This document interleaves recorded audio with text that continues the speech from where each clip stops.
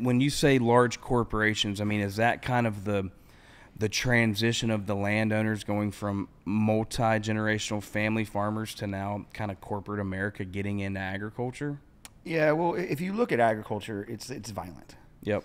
Right? I mean, and it's only getting more violent with global warming. We're seeing it in the avocado industry especially. It's just been really hard. And at a certain point, if you're a family farm, those hard years, if they add up, it gets really, really difficult to not thrive, to just survive. Yeah. And if you look at what's happening, I think you're seeing it all over the country and the world. Yep. Is institutions are now becoming investors in agriculture. Yep. And it makes sense. And do you see these guys investing in ag and keeping it in ag? That's going to be the interesting. Yeah. Because it's certainly the trend right now. Yep. Is Wall Street's getting in agriculture. Yeah, absolutely. And it's yet to be seen whether or not agriculture is not a good investment if you're looking at it over like a 5-year span. Yeah. It's just you're going to get destroyed. Whacked. Yeah, you're going long term. If you so it's kind of yet to be seen whether or not these guys are going to have the stomach to sort of be able to ride through the violence that is agriculture. Yep. But in theory, it kind of makes sense because, listen, like, people, our world, how many billion people we have in the world right now? 8 billion people, something like that. I think it's 9 billion. 9. Dylan, can I get a fact check on that? On U.S. world population? I'm going to go 9 billion. What are you saying? Well, hold on, don't tell me. I'm going to go 8.5. Oh, so whoever's closer buys beer. Yeah, beer. 8,045,000,000. I might have looked it up.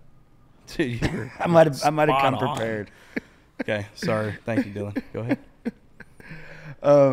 If you look at the world right now, we get 8 billion people. That's up from not that long ago, 4 billion. Yep. And we're trending, I think, towards something like 12 billion people. So,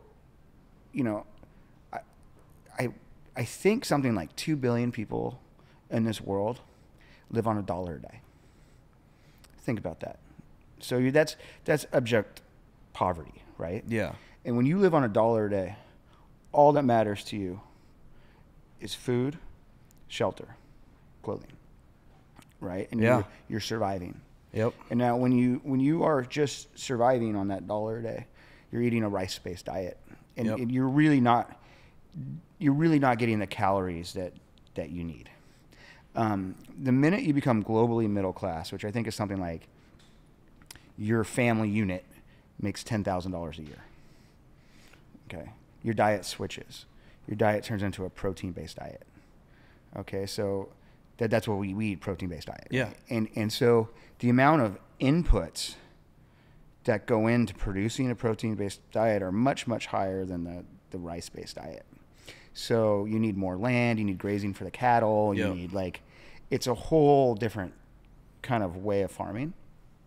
And if you look at the global middle class is growing rapidly. Oh yeah. So what that is doing is that's putting in an insane amount of pressure on the arable land and water resources we have. And to be able to continue to feed the world, I think you're going to need to see more